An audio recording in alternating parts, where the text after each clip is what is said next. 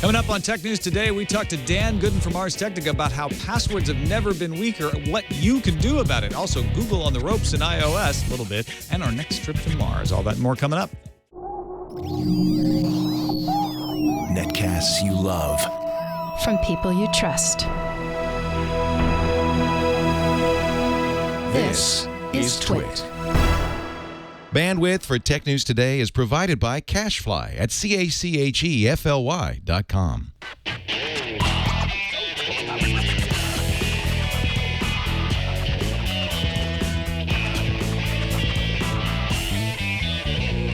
This is Tech News Today for Tuesday, August 21st, 2012. Tech News Today is brought to you by ShareFile. Enhance your workflow, send files of almost any size easily and securely with ShareFile by Citrix. Try ShareFile today. For a 30-day free trial, go to sharefile.com, click the radio microphone, and enter the promo code TNT. And by Gazelle, the fast and simple way to sell your iPhone, iPad, MacBook, or Android smartphones from your home or office. Find out what your gadget is worth at gazelle.com. Welcome to Tech News Today. I'm Tom Merritt. I'm Sarah Lane. I'm Iyaz, Akhtar. And I'm Jason Howell. And this is the show we keep you up to date on the most important stories in the tech world, starting off each time with the top 10 stories of the day in the news feeds. Now, those of you tired of the Samsung-Apple patent case, Me. I'm thinking of Judge Koh, actually, should be happy to know the closing arguments are done, and it's headed to jury, doing jury instructions right now as we record. Apple CEO Tim Cook and Samsung Corporate Strategy Chief Ji-Sung Choi had a nice chat yesterday, but they didn't resolve anything. The jury must reach a unanimous verdict on 84 jury instructions. Samsung's got alleged infringement of 7 Apple patents to deal with, as well as counterclaims that Apple infringed 5 Samsung patents. Those of you who love patent cases, I'm thinking of lawyers? No, they don't love me either. Should know that a separate Samsung Apple case is moving ahead in the U.S. Court of Appeals for the Federal Circuit in Washington. Microsoft's Windows 8 Pro software has a price, and that price is $199, following a $69.99 promotional price that expires on January 1st, 2013, according to a source speaking to The Verge. For those upgrading from Windows 8 to Windows 8 Pro in retail stores, the price is the same, $69.99, until that January 31st date, when the price reverts to $99.99. Both the Windows 8 and Windows 8 Pro and Windows 8 Pro copies will be made available from retailers on October 26th. Canon's introduced 2 new cameras. The SX160IS and the SX500IS are both 16-megapixel cameras that launch in September. Canon's bragging about the zoom ability of both cameras. The 160 has a 16x optical zoom, and the SX500 has a 30 times optical zoom, so that's pretty impressive. These are point-and-shoot cameras, so they're still supposed to be able to fit in your hand. The SX160 will cost about $230. The 500 costs $330. Everything Everywhere is a joint venture in the UK of Deutsche Telekom and France Telecom. The company promotes both Orange and T-Mobile brands in the UK. So to simplify things, the company announced its new LTE service will launch soon with a brand new name. So now they'll have 4 names. Right alongside Orange and T-Mobile, Everything Everywhere will market LTE under whatever they decide to call it. Yesterday, a post on TechCrunch titled, "Apple is not the most valuable company in the history of the world," made the point that while the $661 billion market cap is impressive for Apple, with inflation in account, IBM remains the historic winner with a 1967 value of $1.3 trillion. But the article was citing the Columbia Journalism Review, and that was incorrect. IBM's market cap in today's dollars is $192.3 billion. Microsoft is number 1 when you actually account for inflation correctly. Its market cap was actually about $856 billion in constant dollars, $235 billion more than Apple's current market cap, which means people are still rich. Yes, yeah, good. And my brain hurts. Wait, I'm not. It looks like Radio Shack is entering the wireless. Not everyone. Looks like Radio Shack's entering the wireless business. Engadget published a screenshot of a Radio Shack announcement heralding the arrival of its Radio Shack no-contract wireless service to be powered by Cricket Wireless. The announcement also says that if you go with Radio Shack, you'll get access to Move Music, which is supposed to give you unlimited full-song downloads. It's supposed to launch in September 5th. Barnes & Noble lost $41 million in Q2, but that was good news because it was down from $57 million for the same period last year. The closing of competitor Borders probably boosted retail sales a bit, as did booming sales of 50 Shades of Grey, according to Barnes & Noble. Digital results were mixed. Online sales fell 7.6%, but not for ebooks. Digital content rocketed up 46%. The Nook business remained flat. U.S. District Judge William Alsup, who oversaw the Oracle versus Google lawsuit, wants to know who specifically Google may have paid to write about the trial. Google previously produced a general list of types of people at universities, grant recipients, Google employees, even bloggers that get money from the search giant and would have been in a position to comment on the case. In a court document filed last Friday, Google denied paying any of these individuals to write about the case, but that's not good enough for Alsup, who wrote that as it stands, Google hasn't complied with his order. Microsoft opened up 500,000 registrations for the company's Xbox Live Fall Dashboard Beta program today. Aspiring testers must agree to a non-disclosure agreement to participate in the testing. First round of registrations back in July filled up in hours, so these go quick. The update gets you the new Internet Explorer for Xbox app, additional languages for Bing Voice Search, Xbox Music, and a new Play To option for streaming from Windows 7 and Windows 8. Your phone's going to be able to talk to your refrigerator. Panasonic has created its own Panasonic Smart app for Android that will let users control their air conditioners, washers and dryers, and other compatible devices like refrigerators. The app is free and hits Japan at the end of the summer. At the end of September. Panasonic did not announce when this tech is hitting the rest of the world, so Japan, you get to live in the future. This episode of Tech News Today brought to you by ShareFile by Citrix. I use this a lot with my accountant. You're constantly collaborating with colleagues and clients. You're sharing files like contracts, spreadsheets, presentations, sensitive information, and it's essential that these files are kept safe, secure, and under your control. That's why we use ShareFile by Citrix. The easy-to-use business solution allows you to exchange files quickly but also securely. So it's easy for the person on the other end to get your file, but you know when they got it, whether it was just them that got it. And that's what I do. I like the fact that I can tell if someone really did open the attachment or not. With ShareFile, you can send files of almost any size, no bounce backs, control who has access to those files, the level of permission they have, whether they have write access, you can do some collaboration, or just read access. It syncs automatically, so you and your team always have the most updated materials, and you can access ShareFile from anywhere, your laptop, your tablet, your smartphone. Do some work on the go. It has lots of side benefits besides just sending the attachments along. So I want you to try ShareFile with our special offer. Sign up today and receive a 30-day free trial. Go to sharefile.com, click on the radio microphone, and enter the promo code TNT. Remember, visit sharefile.com, type in this promo code TNT. And we thank Citrix and ShareFile for their support of Tech News Today. All right, let's dig a little deeper into some of the stories going on today. And I want to start by bringing in Dan Goodin from Ars Technica. He's the IT security editor there. Thanks for joining us today, Dan. Hey, thanks for having me. I really enjoyed It's great to have you. I really enjoyed your article on why passwords have never been weaker and crackers have never been stronger. I think in the wake, especially of the hacking of Matt over at Wired, this is top of mind for a lot of people, how to properly protect themselves. Give us a little summary. It's a long article. It's well worth reading, but give us a little summary of what you found here.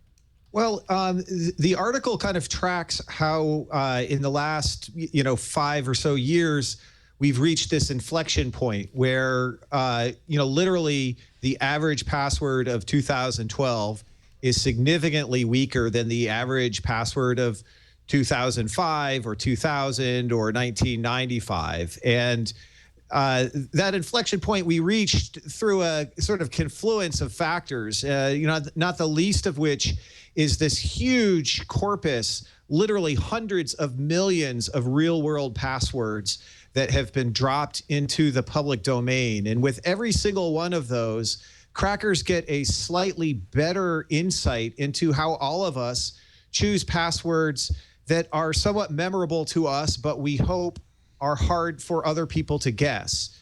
And so, when we had 10 million of these, it was bad. And when we had 30 million, it got worse.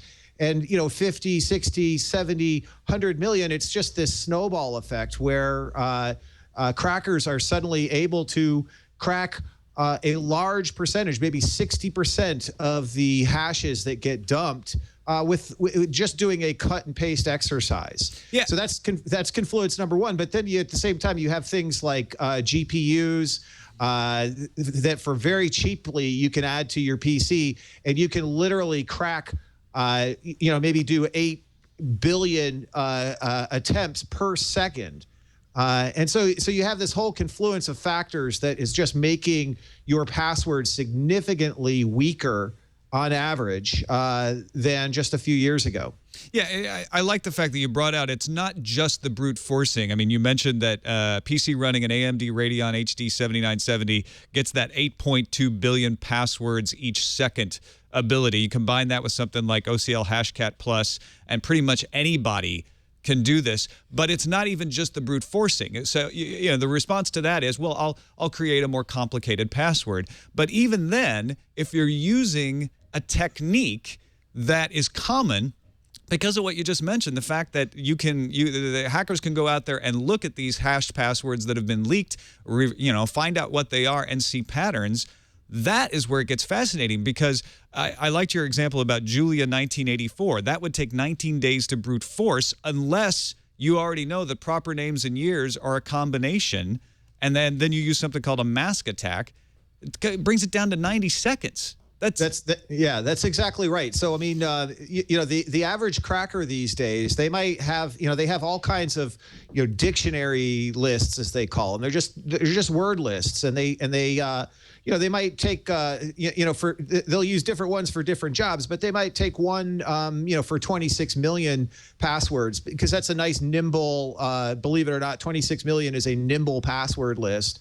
And of course, included in that is going to be every single first name that has ever been scraped from Facebook. And so since we know now that, a large percentage of passwords are just a first name and a year, so Julia 1984 or Christopher 1965 or whatever, it's very trivial to have every single word in your dictionary, also, it's trivial to append every single, 4-number character combination to every single password in my list. And in very short order, I can get, anyone that ever uses their first name and a birth date is automatically going to be, it's going to fall prey to attack like this. Now, I recommend, again, folks read the article. You go into explanations of rainbow tables, the importance of websites salting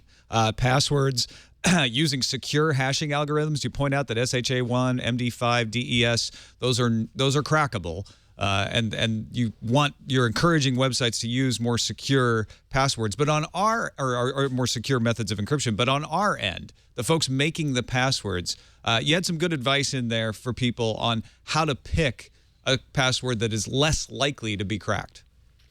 Yes, absolutely. So there are all kinds of ways that people pick passwords, and the vast majority of them are not nearly as secure as people think.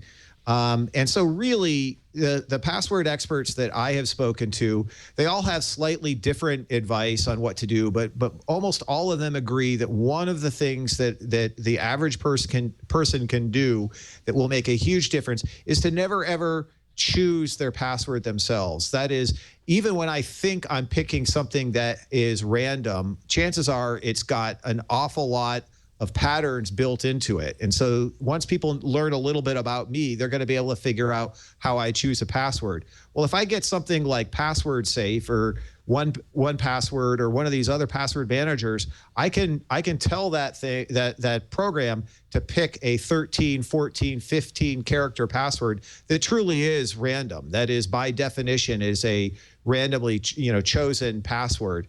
And that is probably the biggest defense anyone is ever going to have to preventing the types of attacks that my article kind of talks about and chronicles. Yeah, because a couple of people in our chat room are saying, well, as long as they're properly secured on the other end, that's all that matters. But even hashed passwords, if they're salted and they're using better encryption, maybe you're right. But even hashed passwords can be reverse engineered. Or if a table has been leaked and they know, well, this kind of password makes this kind of hash, and you're using the same password as somebody else out there, your password's no longer secure. So you not even just have to make it unique from your other websites, but you need to make it unique from everyone else on the internet. That's correct. And I mean, it's a little bit funny, people in these, in the chat room saying, well, all that needs to happen is these things need to be properly secured. I mean, how many times recently have we seen things properly secured? We certainly didn't see that with LinkedIn. We certainly didn't see that with eHarmony. Even HB Gary, which was protecting passwords that belong to Henry Kissinger and very well-known, people, they didn't use any kind of salting. They didn't use a secure algorithm. So assuming that people are storing these things, properly is a huge stretch. And all it takes is one of these guys to leak my password. And if I use that anywhere else, I'm now really screwed. So I think that the best thing all of us can do is to assume that our passwords are not going to be stored correctly. Yeah. And if I pick a 13-character password that is randomly generated, has never been used on any other site before, there is a strong likelihood that even if a hash table that contains that password, it's going to take that password is going to be in the 10% of passwords that still aren't cracked after 4, 5, 6 days. And that buys me time to change that password after a website does something irresponsible or suffers a web breach. As soon as I'm using a password that has been is included in this corpus of 100+ million passwords, my password is going to fall within the first hour or day. And so that's the difference is no matter what, my password is going to be cracked if there is going to be if there's a breach. But if I have taken the proper steps, I can make sure that my password is in that high percentile that that 10% that takes days to crack, rather than in the 90% that takes hours to crack. I like using LastPass. You mentioned 1Password is another good one. There's a bunch of good ones for managing those, and you think that that's a wise idea? Some people are leery of storing all their passwords in someone else's database. Well, that's exactly right. So you're never going to find absolute agreement. There is the problem with any of these types of passwords that I'm now these password managers, is that I'm now storing all of my passwords in a single place. I'm using a single master password to unlock those. So if an adversary gets that file and that adversary gets my master password, I now am, I have literally dozens of accounts that are vulnerable. And so that is a problem. It's not a silver bullet. There are risks that are unique to that type of model that don't happen with some of the other ways that people recommend. But on the whole, if I'm using only 3 passwords to access all of my accounts, there's also a single point of failure there. So, and at the very least, if I'm using multiple passwords, let's say I literally have 60 different passwords for every single account I ever use, that means that if Twitter does something irresponsible, if LinkedIn does something irresponsible, if any one of these sites does something irresponsible, I've only lost my Twitter account. I haven't, what we saw with Matt Honan was that so many of his accounts were intertwined that once somebody had, something as simple as 4 digits of a credit card number from Amazon, then that information was was all that the hackers need to get into, the iCloud account. Once you get into the iCloud account, you can, literally permanently wipe, data from a hard drive or do a lot of other scary things. So on the whole, the people I spoke with, I think people came to the conclusion that that was probably the best measure. It's not the only measure, and some people are going to say that using something like a password manager does create a single point of failure. They're absolutely correct, but I think on the balance, I think that's probably the way to go. Yeah, it's all about balancing the risks out. You're never going to get 100%. Dan, thanks so much for taking the time to talk with us today and for writing up that article. It's an important thing for people to not only know themselves, but to pass along to their friends and relatives as passwords get weaker and weaker. It's more and more important until we come up with some other system to make secure passwords. Absolutely. Thanks for having me on today. All right. Thanks, Dan. Dan, IT security editor at Ars Technica, arstechnica.com. We'll have a link in the show notes to his article at twit.tv/TNT. All right, let's move on to Google changing how many results they're showing. Yeah, forget passwords.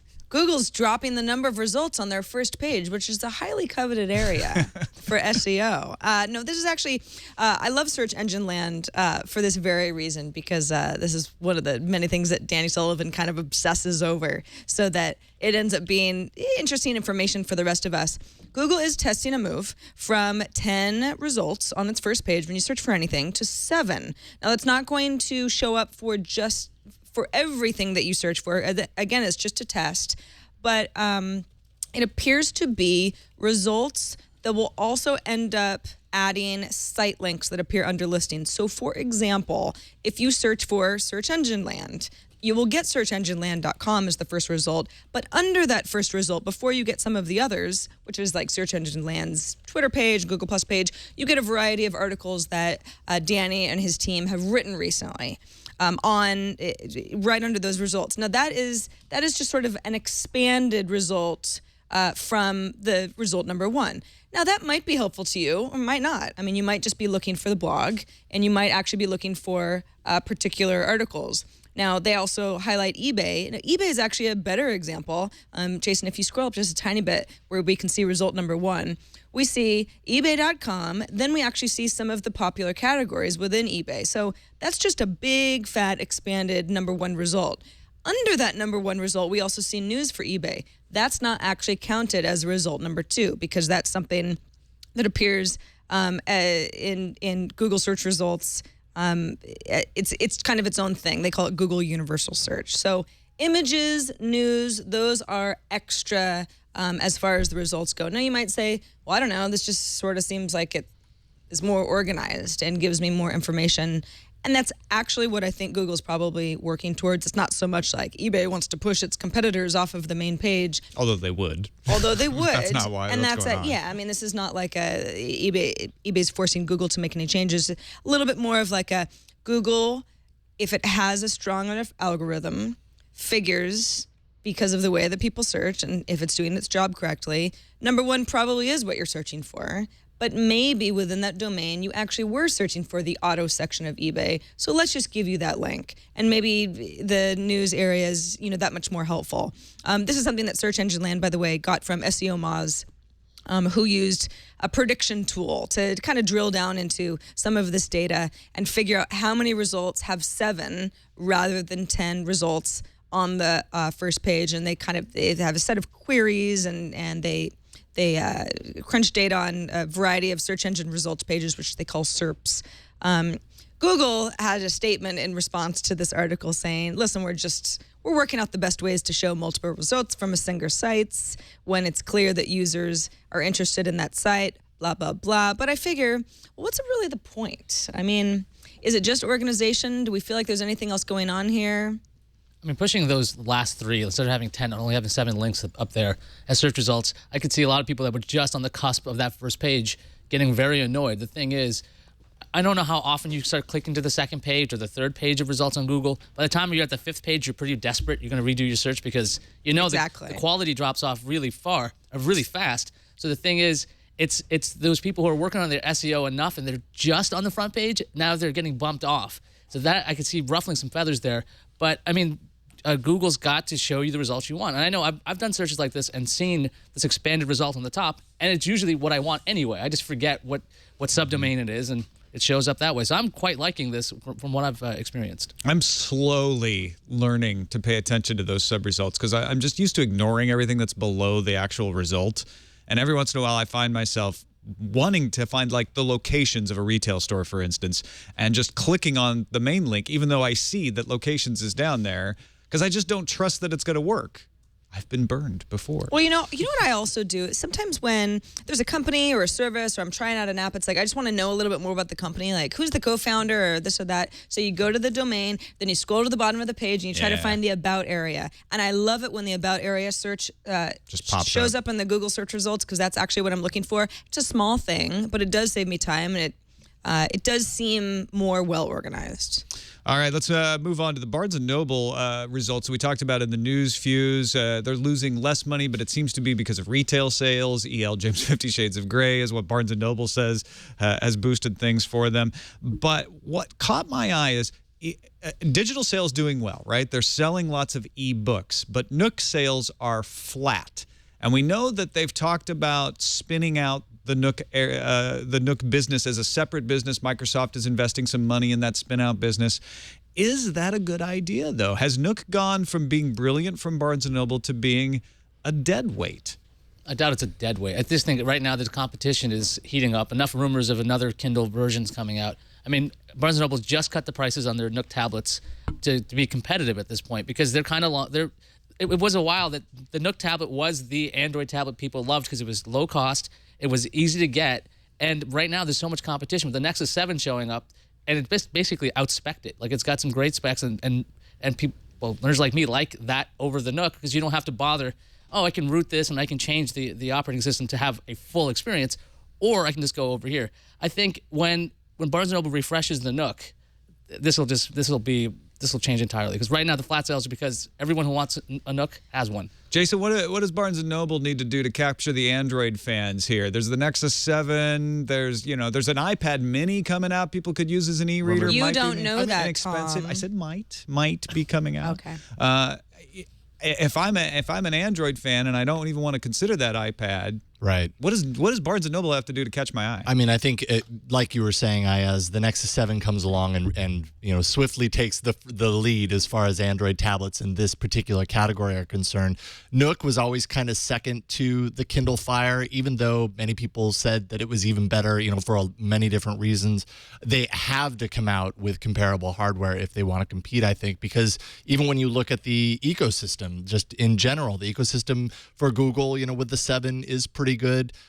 Same for the Amazon Kindle. Probably could be debated by some people. But Barnes & Noble, I don't know if they're necessarily known for having a strong ecosystem. So that puts them behind even further. So their hardware has to compete in order for them to be in the same table. I think ultimately, though, they're probably going to be third place again, at least as far as Android tablets are concerned in that category. Yeah, I kind of think they have to blow people away. I mean, as you mentioned, yes. the Nook Color tablet was a better tablet than the Kindle Fire, but everyone bought the Kindle Fire because of the ecosystem. And Barnes & Noble has an ecosystem. I mean, Sarah, can they win? I don't think that. I think Barnes & Noble would have such a long way to go to make the Nook seem like as powerful as a tablet and a computer really as the Nexus 7. I still think of Nook. Oh yeah, it's an e-reader.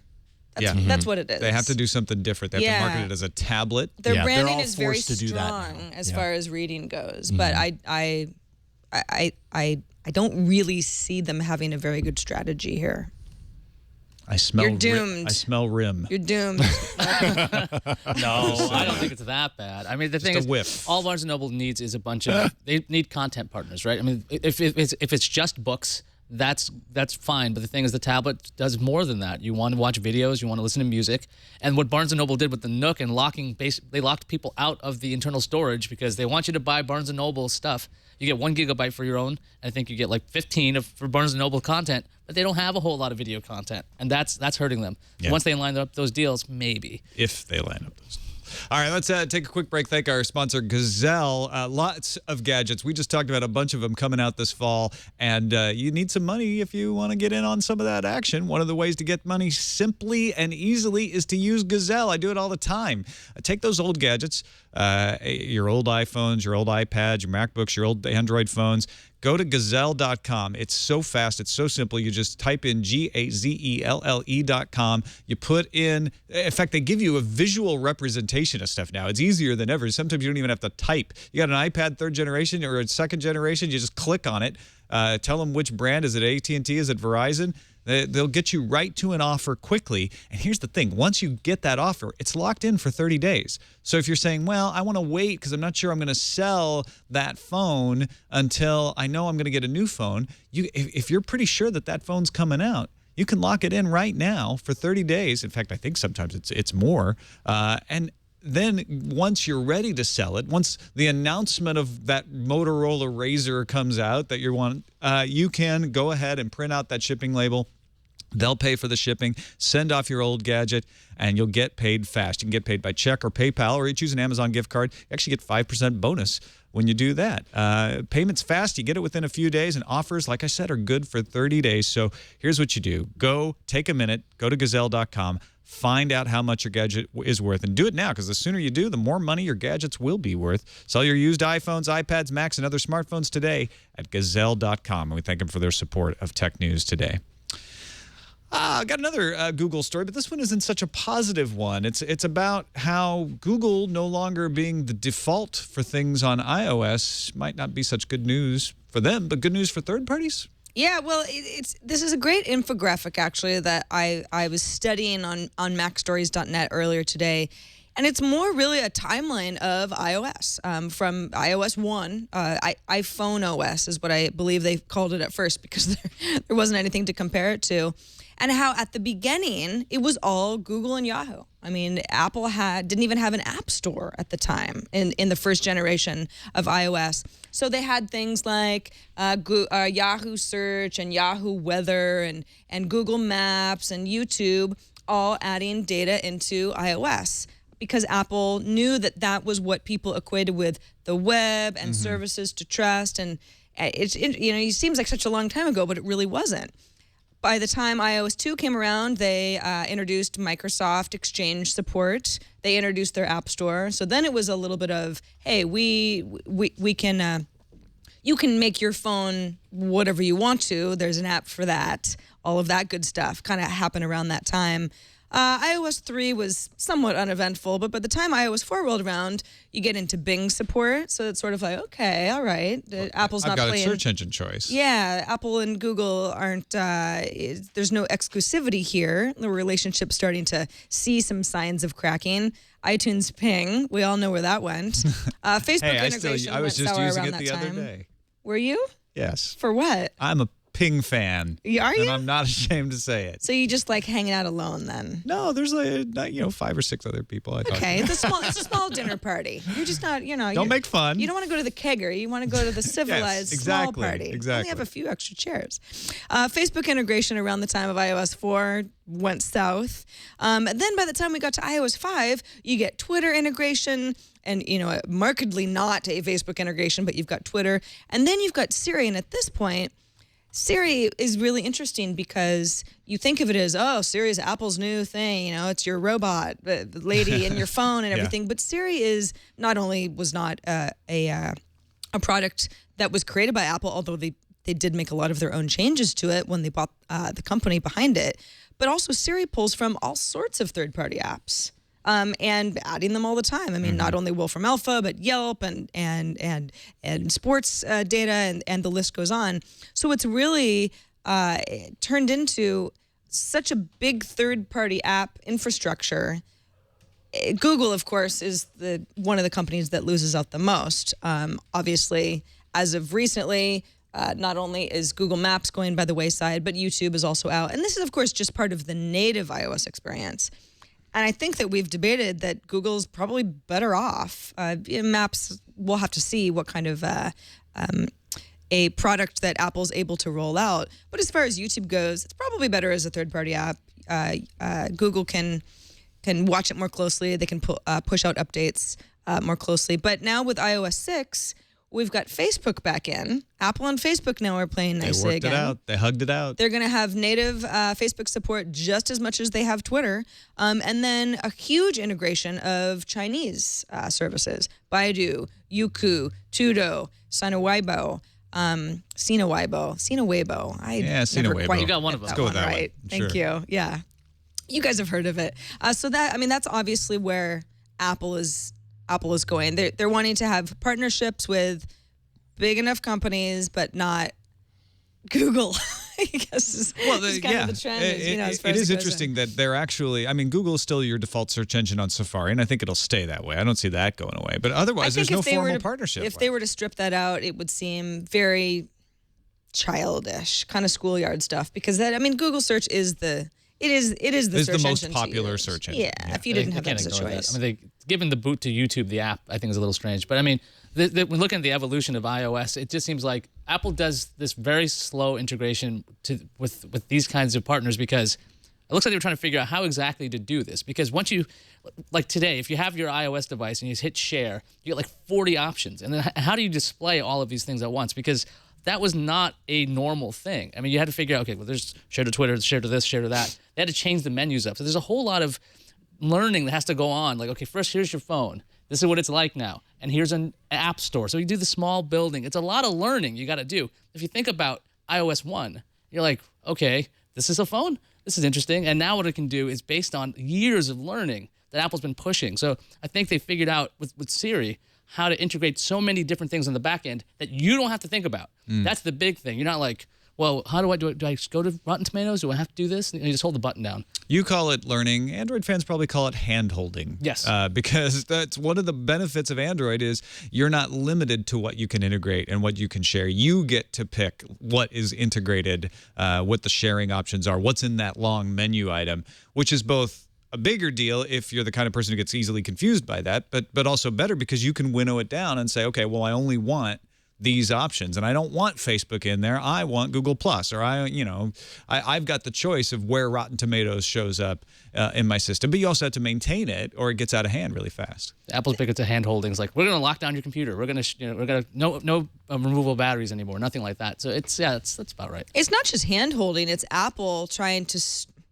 I don't want to use the word manipulation, but I mean that's actually exactly what it is. It's like they're stripping out branding of other services because it's so seamless within iOS, right? I mean, you're using Yelp, but if you can use Apple services without really thinking about using Yelp, then Apple wins because then Apple feels stronger, more powerful. This is only tangentially related to what we're talking about, but I would like to call on the websites of the world to stop reminding me every time I go to your website that you have an app that I could use instead of your website. That's if a new I'm feature. Maybe once and then set a cookie and be done with it, but like every time I go to The Verge, every time I go to Yelp, every time I go to TripIt, hey, wouldn't you rather be using the app? No, I want to use the freaking browser. I don't want to have 5,000 apps for everything out there.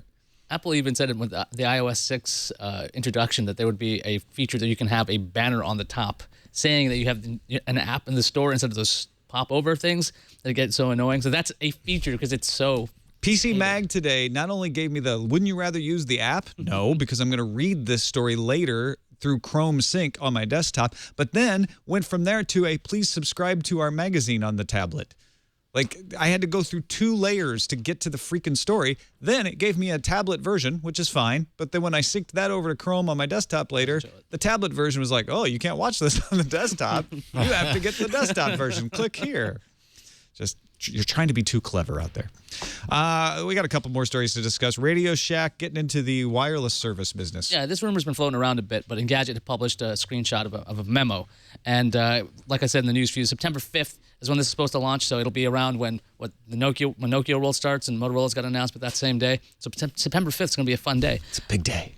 But it's going to be powered by Cricket Wireless, the Radio Shack wireless service, and it looks like it's just prepaid phones. No contracts. No more contracts at all. So Radio Shack has, they cut out T-Mobile as a partner. They don't have T-Mobile phones in their stores anymore. They still have Verizon devices. So there's really no reports as to what's going to happen with what offerings they'll have as phones. But it seems like the more companies that get involved with being MVNOs effectively, no more contracts. I think there's a good chance that people might start looking at prepaid phones as a real thing instead of it like, oh, it's just another option. But like, I think this kind of, if everybody goes to Radio Shack, which I don't know, I used to go to that when I was like a kid. But I mean, I bought an OTA antenna from there the other day. Do you think it can popularize a bit the information about prepaid phones instead of going, okay, I'm going to go for the heavily subsidized phone and be locked down? Do you think this is going to help push? You mean because Radio Shack is a long-standing, respected brand? Yeah, I mean, I don't think of Radio Shack in that way. I mean, I guess I think of Radio Shack more as like a little bit more old school hardware. I had to buy a phone, like a landline phone the other day, and I'm like, Radio Shack will have it type of thing. It's not what they want me to think, but I was right. Right. Sears. Right, exactly.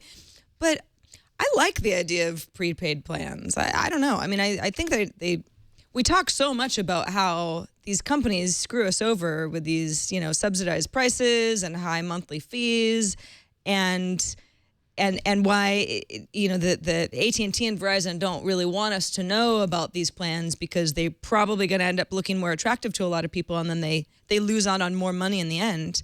So yeah, it's smart of Radio Shack to get into this game. I guess it's just, can they market what they offer well enough so that people realize that it could be a really good solution for them? It's a natural evolution, I think. And we think of Radio Shack as the place where you go to buy resistors and adapter wires. They have been marginalizing that. In fact, they don't even sell a lot of those electronics components that they used to anymore. They are front and center a cell phone retailer. That is the first thing you see when you walk into any Radio Shack these days. And it must be working for them because they've been doing it for years. So I feel like this makes sense for them to say, you know what? The marketplace is moving to prepaid. We're going to have to move there with it. And it smacks a little bit of the old Tandy days when you'd buy realistic branded electronics at Radio Shack way back in the 80s. Everything was branded for Tandy through Radio Shack with the realistic brand. I kind of wish they would call this the realistic cell phone service. Whatever happened to the Shack? I know. Yeah, really. That marketing didn't plan work? ended. They never actually changed the name of the company. They just or the stores. Okay. That was just a marketing thing. I think it's finally gone away. At least I hope it has. Maybe Me it hasn't. too. I don't know. don't like it. Let's go to Mars. Yeah, let's finish up with Mars. So go. Mars Curiosity rover continuing to pump out all kinds of cool stuff. The laser was tested on a rock to see how the spectrometer worked. There's lots of cool things happening every day. But we're already looking ahead to the next Mars mission. Yeah, NASA announced it's sending a new probe to Mars. It's called the InSight, and InSight stands for Interior Exploration Using Seismic Investigations, how do you say this word?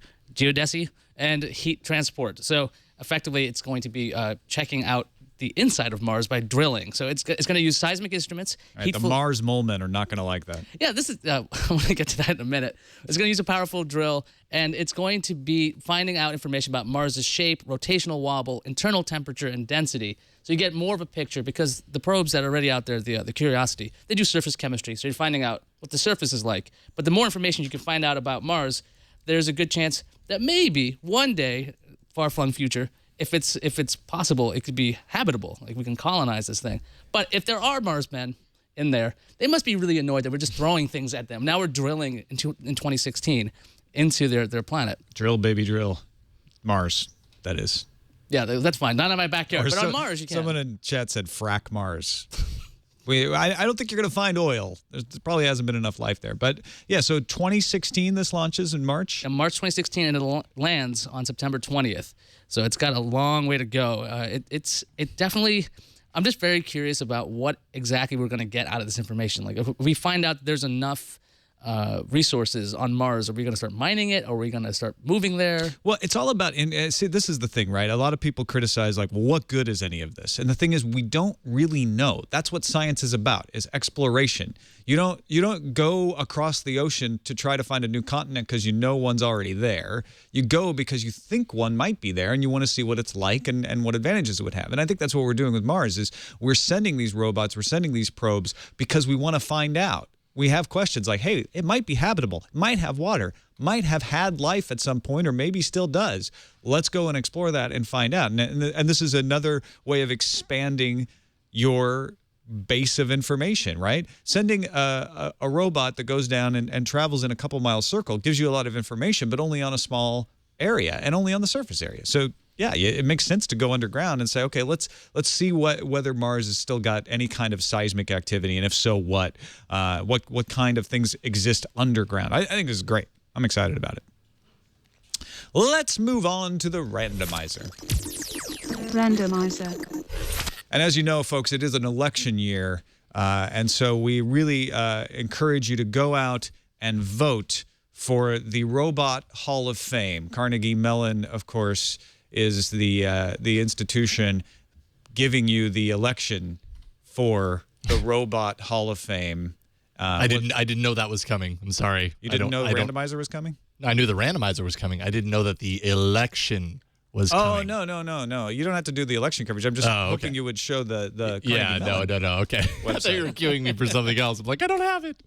Here you go. So what's going on is you can vote in 4 different categories: education, consumer robots, entertainment robots, industrial and service robots, and research robots. And one from every one of those will show up in the Robot Hall of Fame once the voting is done. I think when does voting end?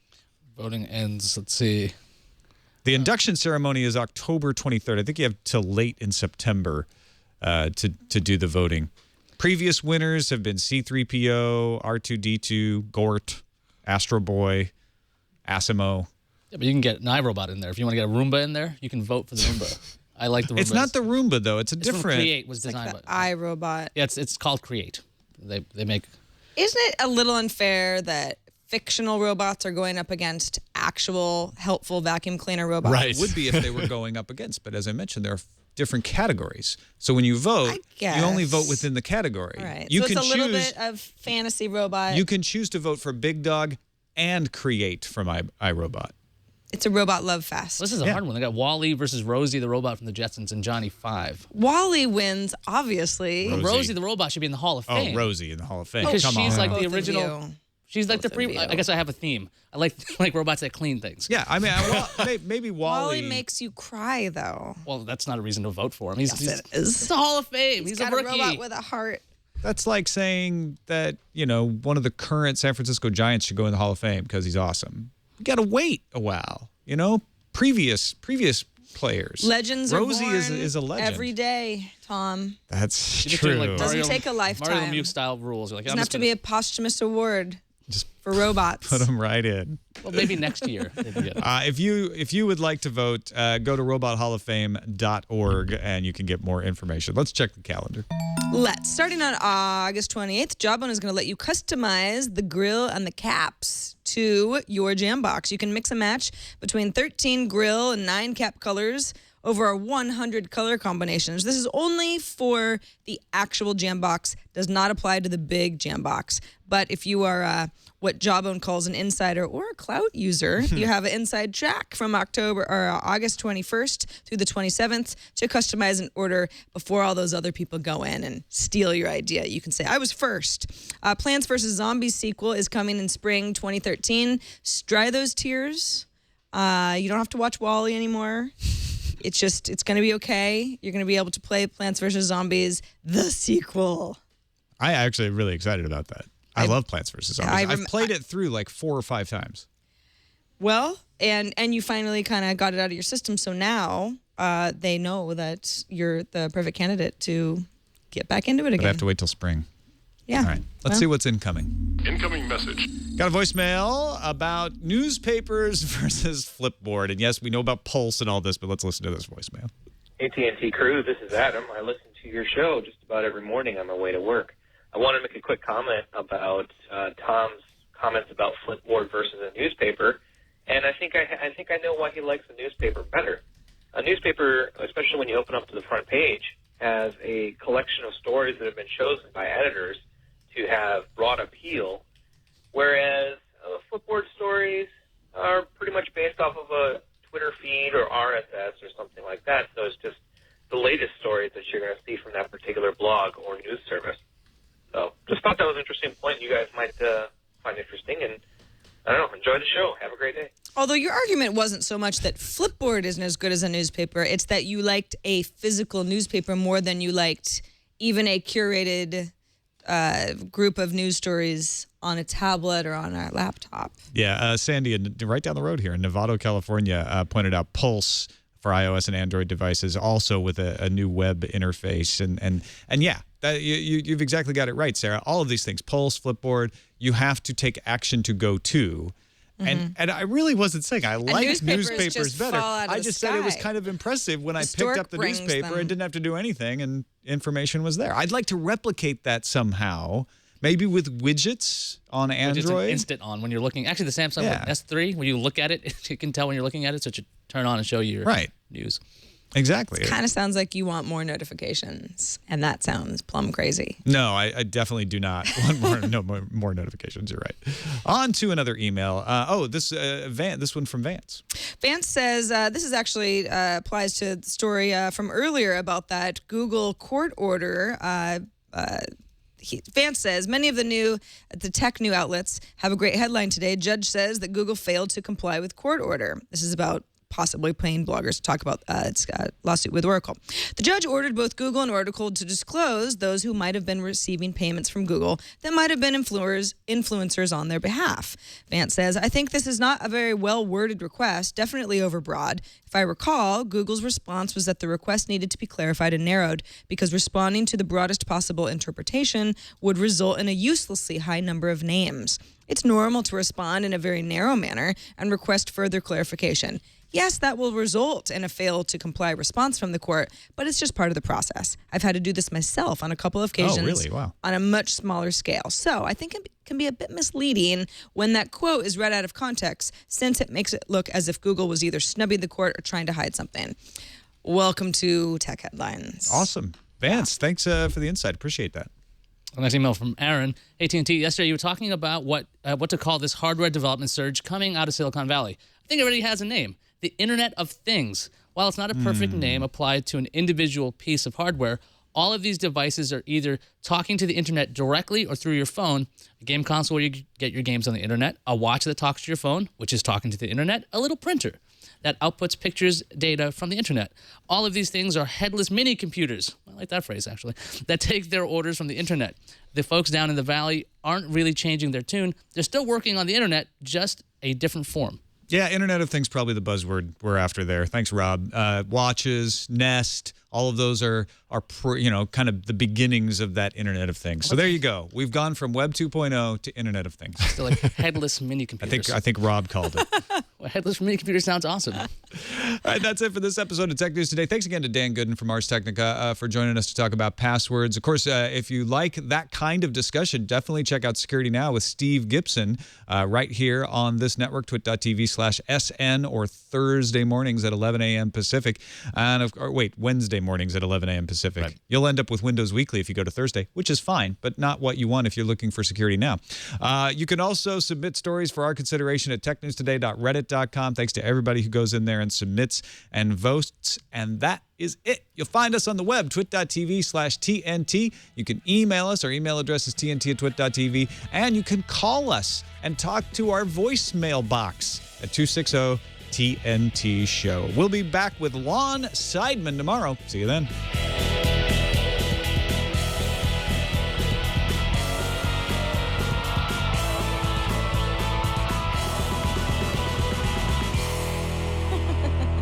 Oops. No, you know what that was? That was proof that what Tom does in between the end and the reason that you don't dance is because you're creating a... Yeah. Oh, did you show this video? That's pretty funny, actually, yeah. That's proof that you're creating a new page in the document. No, I really am. Yeah, see? That's funny. Realistic cell phone. I'm glad I didn't have anything else up there.